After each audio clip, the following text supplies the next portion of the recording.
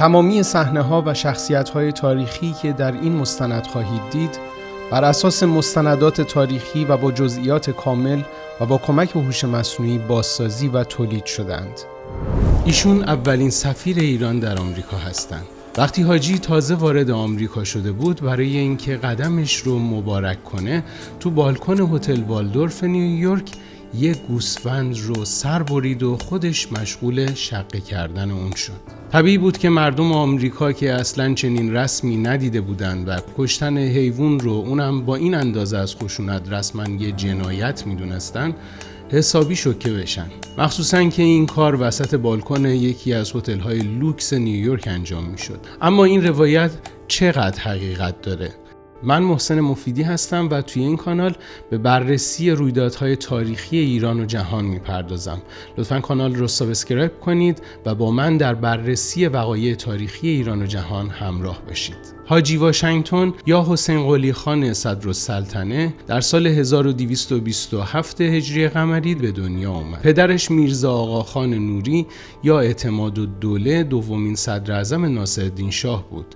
همون کسی که نقش اصلی در نقشه قتل امیرکبیر رو داشت و بعد خودش به جای امیرکبیر صدر اعظم شد.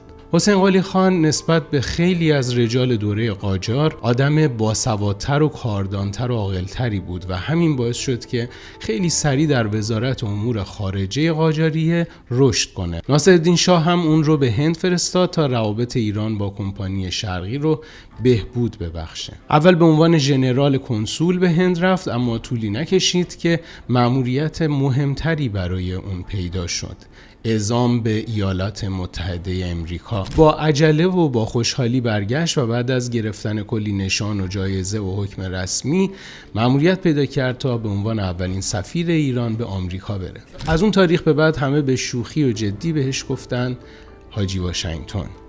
حاجی واشنگتن به همراه 10 نفر از مترجمان و ملازمان راهی امریکا شد و در یک سفر دریایی 4 ماه طول میکشه تا حاجی واشنگتن و همراهانش به آمریکا برسن. او بعد از ورود به امریکا نامه ناصرالدین شاه رو طی مراسمی به رئیس جمهور وقت آمریکا تقدیم میکنه. نامه‌ای که شاه در اون از آمریکا خواسته بود که در برابر روسیه و انگلیس ایران رو یاری کنه. در ماجراهای جنجالی نیویورک اینطور اومده که در روز عید قربان ذبح گوسفند در بالکن هتلی در نیویورک مردم آمریکا رو حیرت زده میکنه. مقامات هم ناراحت میشن و این مدل رفتارهای حاجی باعث میشه که ناصرالدین شاه بهش دستور بده که فوراً به ایران برگرده.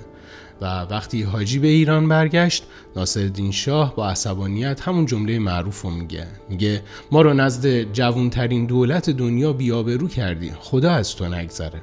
اما وقتی اسناد تاریخی رو ورق میزنیم هیچ عکس، گزارش یا مدرکی در مورد این اتفاق پیدا نمیشه، نه در آرشیوهای امریکایی نه در روزنامه‌هایی که در اون دوره چاپ شده و تنها چیزی که داریم جمله تند ناصرالدین شاه است که قبلا گفته شد. همین جمله تبدیل شد به بذر شکل‌گیری یه افسانه در مورد حاجی واشنگتن. در واقع دلیل نارضایتی ناصرالدین شاه از حاجی واشنگتن نمیتونسته یه همچین صحنه عجیبی باشه و داستان چیز دیگه‌ای باید باشه. ماجرای اصلی فاصله فرهنگی و سیاسی عمیقی بود که حاجی بعد از ورود به امریکا تجربه کرد. از تشریفات مدرن و رفتارهای دیپلماتیک جدید گرفته تا گزارش‌هایی که از آزادی، نظم و دموکراسی اون دوره امریکا تجربه میکنه و اونها رو برای شاه و وزرای دربار قاجار در اون دوره در نامه‌های خودش ارسال میکنه.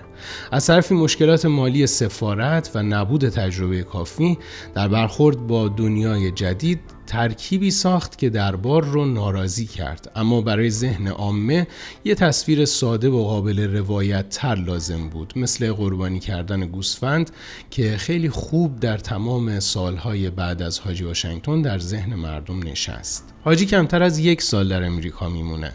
از همون ماهای اول نظم و پیشرفت امریکا براش خیلی عجیب بود. اون در نامه‌هاش به تهران مرتب درباره دیده‌هاش مینویسه و این نامه‌ها امروز ارزش تاریخی زیادی دارن. در یکی از اونها به صدر اعظم نوشته تمام مردم این مکان بیدار و هوشیار و با علم و تربیت و مال هستند. چیزایی که ایران تا اون زمان از اون بی بهره بودن و در نامه‌هاش می‌نویسه اینجا خلق الله کار دارن و هنر و آزادی مالک مملکته. تمام مردم فرداً سلطان قادر خودشون هستن. این نگاه ها باعث شد که حاجی واشنگتن رو جزو اولین مشروطه خواهان تاریخ ایران بدونن.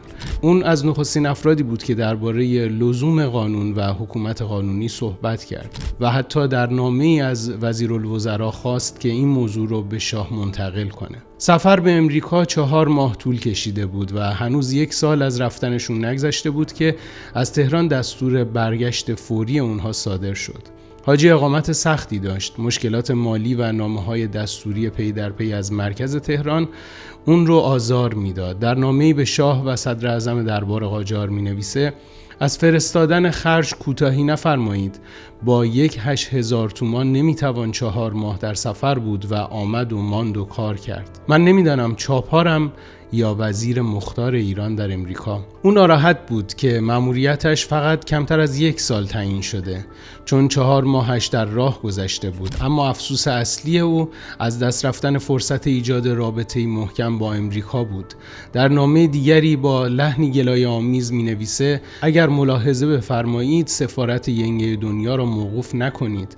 بسیار جای افسوس است که تاکنون در همچه جایی آدم نداشته ایم. اما شاه قانع نشد و معتقد بود همین 1 سال کافی است.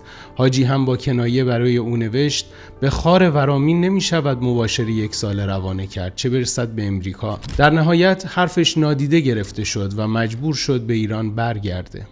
بعد از بازگشت حاجی واشنگتن مدتی وزیر فواید عامه شد و بعد هم سفیر ایران در بغداد.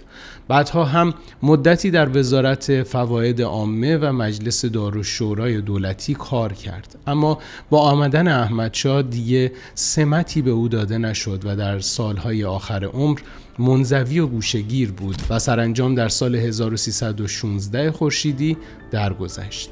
سرگذشت عجیب حاجی واشنگتن با این لقب بانمک و موندگاری که در تاریخ ایران به او داده شده بسیار خوندنیه و نوشته‌هاش بسیار عمیقه و اتفاقاتی که تجربه کرده و این حکایت عجیب و غریبی که در مورد اون قربانی کردن به ایشون نسبت داده شده خب خیلی بحث برانگیز بوده و از همه جهات وقتی که به این موضوع نگاه میکنیم توی نسخ تاریخی و روایت‌های تاریخی من چیزی پیدا نکردم مبنی بر این که واقعا این فرد این کار رو انجام داده در نیویورک. یعنی در روزنامه‌های خارجی در اون دوره یا گشت و گذاری که در اینترنت داشتم هم نتونستم چیزی پیدا بکنم. اما این روایت در مورد ایشون بسیار معروفه که توضیحاتش هم در متن مستند خدمتتون عرض کردم. خیلی ممنونم که تا انتهای ویدیو با من همراه بودید. امیدوارم که بقیه ویدیوهای کانال رو هم ملاحظه بفرمایید. لطفاً نظرتون رو بی پرده و صریح برام توی کامنت بنویسید و خیلی ممنون میشم که عضو کانال بشید، کانال رو سابسکرایب کنید تا تو شلوغی فضای یوتیوب همدیگر گم نکنیم.